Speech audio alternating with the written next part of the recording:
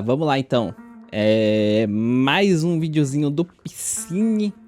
O streamer que caiu do Monte Fuji. Nossa, finalmente não é algo dramático, velho. Eu já tava preocupado, eu abri, eu vi o cara do canal do Piscine e já veio memórias de guerra aqui na minha mente. Vamos terminar a live bem hoje. Vamos terminar a live bem. Gosto muito do Piscine. Piscine é bom. Montanha. É só gente morrendo, Caralho, é verdade, né? Pegou mal, né? Pegou mal, calma. Perdão, não, desculpa. Perdão aos familiares e a pessoa falecida. Essas coisas extremamente Nossa, pegou muito mal. colossais provavelmente são uma das paradas na natureza que mais me dão a ideia de fica longe. Falar que escalar montanhas é algo perigoso é brincadeira, mano. Porque desde animais até o clima ou a chance que você tem de Vídeo antigo? 11 meses. cair Achei que eram uns 2 anos. dela, isso já torna essa uma atividade muito perigosa. Mas é aquela coisa que eu sempre falo aqui no canal, rapaziada. Sempre tem aquela uma pessoa que vai além, que decide escalar o Monte Fuji sem muita experiência, numa das piores estações para você fazer isso, o Monte Fuji esse que é a maior montanha do Japão com seus incríveis 3.776 metros. Pra vocês terem uma ideia, o Titã Colossal de Attack on Titan tem 60 metros. Olha o caminhador. Mano, eu peço perdão pra quem gosta de esportes radicais. Mas não é pra mim. Se vocês chegarem algum dia falando, bora fazer bungee jump. Bora subir o Monte Fuji. Até mesmo acampar. Vamos acampar. Assim, um lugar seguro, assim, pra acampar, assim. Não, é só no meio do mato, assim mesmo. A gente anda por aí e acha um lugar legal. Fala, não, tô de boa. Eu fico, você vai. Pode ir, não vou impedir. Mas eu fico. 60. Só que essa, rapaziada, é a história do Faço todos esses esportes. Tatsuo Shiohara, o cara que transmitiu ao vivo a queda dele do topo do Monte Fuji. Bom, como eu tava dizendo, Caramba, ele escalar montanhas por si transmitiu, só velho. já é uma parada Nossa, só de ele ter conseguido conexão é loucura. bem arriscada de se fazer. Mas sempre vão ter aquelas pessoas desgraçadas que decidem fazer um bagulho que é perigoso ficar ainda mais perigoso. Como, por exemplo, o Alex Honnold, um cara que sobe montanhas sem nenhum equipamento de segurança. Ele vai com nada, mané. É só o corpo dele ali. Um erro, já era, acabou. Mas no caso aqui do Monte Fuji, por mais que ele seja uma montanha Nossa, mas aí ele sobreviveu foi muito? colossal de grande, ela não é tão íngreme a ponto de você precisar se atarracar nas paredes, mas ainda assim é um tanto quanto desafiador você conseguir subir. Pra vocês terem ideia, filhão, tem restaurante e hotel na montanha, tipo lá na montanha em si, tá ligado? Mas mesmo com essa dificuldade reduzida do Monte Fuji, ainda tem seus riscos, acidentes ainda ocorrem lá, e é extremamente recomendado que você suba no verão, já que a neve some totalmente. Justo. E é aqui que o Tetsuo entra. O Tetsuo, aos seus 47 anos, era um streamer japonês que não tinha nenhum pico de sucesso nem nada, e ele passava uma vida bem difícil. Ele não tinha emprego, não tinha uma boa relação com seus pais, morava sozinho com o dinheiro que os seus pais pagavam ele, porque ele estava bem no fundo do poço. Mentira, eu tenho uma boa relação com com meus pais, mas é quase eu. Desempregado, sem esperança na vida, fazendo live.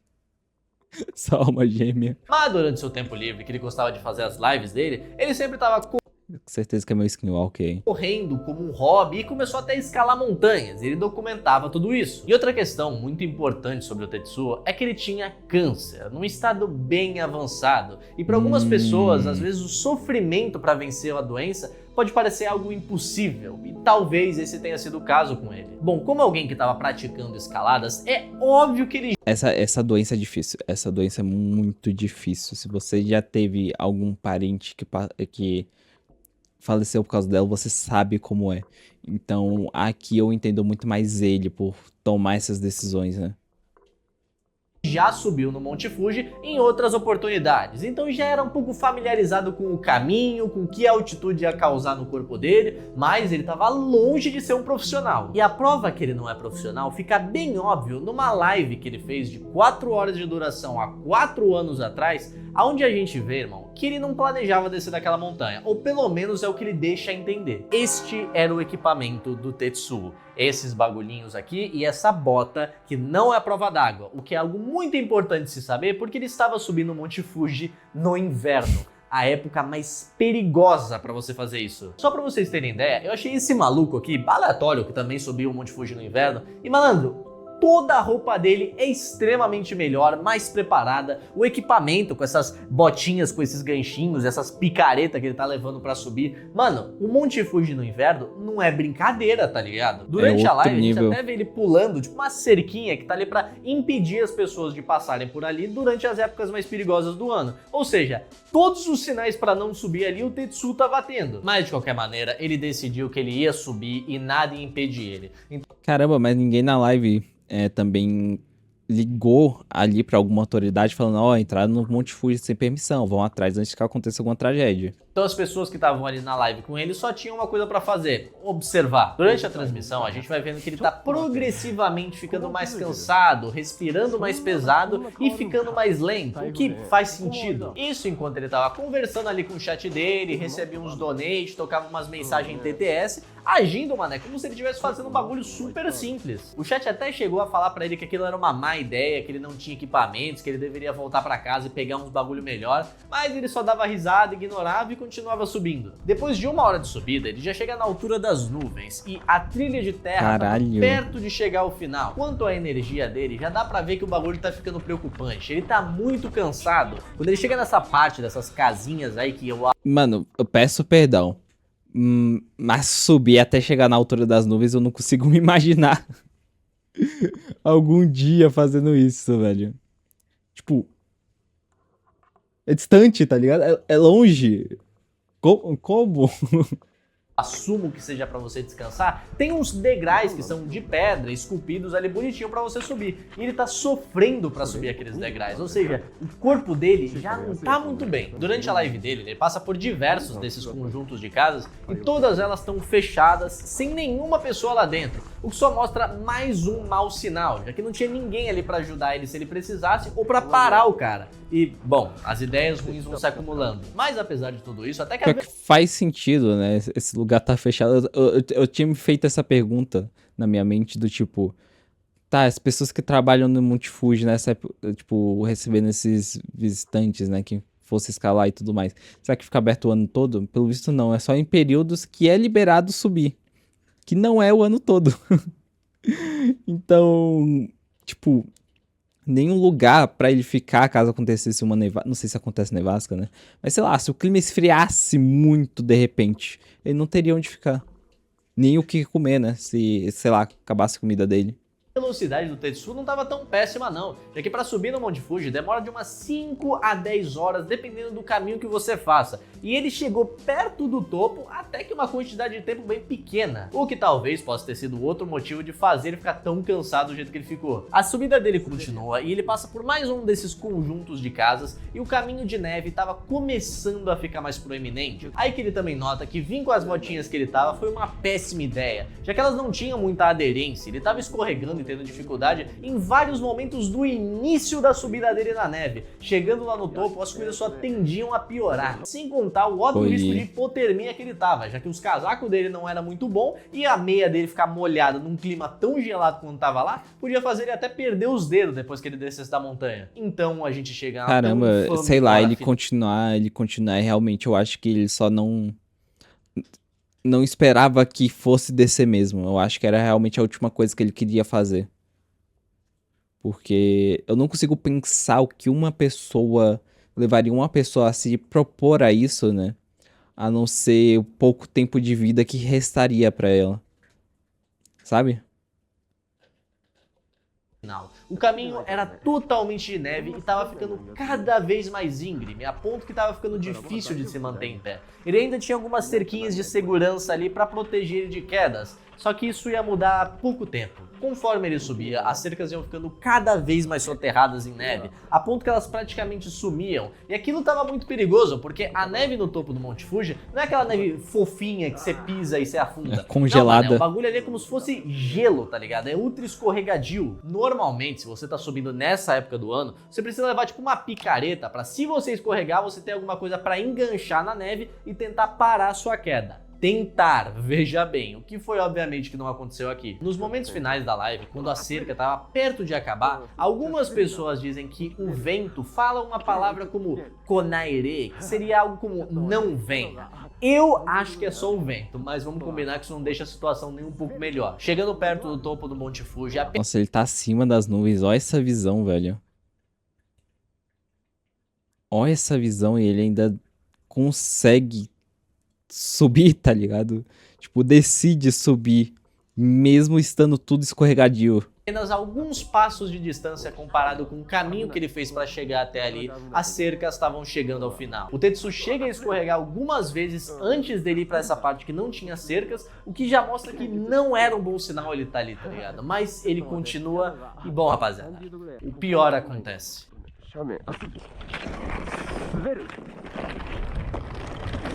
Nossa, nossa, nossa! A live dele parou quando o celular dele bateu em uma pedra, mas o Tetsu, ele não parou. Ah, mas piscina, é só ele segurar numa pedra, porque ele não tá, tipo, caindo de um prédio full vertical. Ele tá escorregando, ele podia se atarracar em alguma coisa. Não, irmão, eu acho que dependendo é até pior. O Tetsu não só caiu, ele foi se rasgando em cada mínima pedra que ele passava. Em cada lombada e desnível que ele tava saindo da montanha, era praticamente um osso quebrando. Quanto mais ele caía, mais rápido ele ficava. O Tetsu caiu por 700 metros. Ninguém sabe em que momento ele foi de base, o quanto ele sentiu dessa queda. Mas, sinceramente, eu espero que ele tenha ido o mais rápido possível. Não é desejando mal dele, é realmente desejando bem. Porque a dor que ele deveria estar sentindo, se ele durasse muito tempo nessas 700 metros de queda... Caralho, que jeito horrível de morrer, tá ligado? Por isso que eu espero que tenha sido o mais rápido possível. dada a situação e todo mundo da live sabendo o que aconteceu, a polícia obviamente foi acionada e as buscas começaram. O Tetsu só foi encontrado no dia seguinte. Mano, e tipo, acionar a polícia só depois do ocorrido também é sacanagem, pô. Se eu fosse uma das pessoas assistindo a live, quando eu visse ele passando aquela placa, não passe, eu visse o equipamento dele, eu falava, não, vou ligar agora, isso, tá ligado? Não tá certo, deve ser impedido. Com a parte de baixo do corpo faltando e a cara dele tava tão desfigurada que não dava pra saber nem o gênero dele. Depois de algum tempo conseguiram confirmar que sim, aquele era o Tetsu e aí começou as especulações. Muita gente falava que ele fez aquilo por tristeza, ele vivia uma vida difícil e o câncer não ajudou muito nele. Ele sabia que as chances dele descer daquela montanha com vida eram bem baixas, mas mesmo assim ele queria tentar, já que talvez o motivo dele ter feito isso era porque como a vida dele estava perto de acabar, ele não queria que ela acabasse numa maca de hospital. Infelizmente, foi o que eu pensei. Ninguém nunca vai saber se isso foi uma sequência de péssimas ideias ou algo que foi planejado por ele. Mas, independente do que seja, essa é uma live bizarra, mané. Sim, eu, pra falar a certeza. verdade, fiquei até com um pouco do coração acelerado nos minutos finais, porque eu sabia o que ia acontecer. Mas estar acompanhando aquela subida mano, é muito agonizante. Mano, pior que é a mesma situação aqui. Durante o vídeo eu fico fazendo piadinha, né? Fico rindo, assim, de momentos, sei lá, pode ser... Tipo, o tema do vídeo não é um tema, tipo, pra rir, tá ligado? Mas eu tento manter um bom humor pra não sentir tanto. Mas nesse final não dá. Nesse final, vendo ele escorregando a queda que vai ter a live parando... Nossa, que sentimento ruim. Que sentimento ruim. Imagina ver isso ao vivo. Nossa, tipo, deve ter traumatizado alguém, tá ligado? Que tá assistindo ali. Ainda bem que o celular não durou muito também.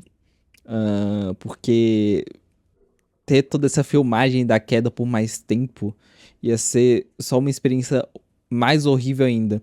Porque não é só a queda, né? Eu imagino que também a gente poderia ouvir os gritos dele em certo momento. A não ser que nem isso ele conseguisse fazer.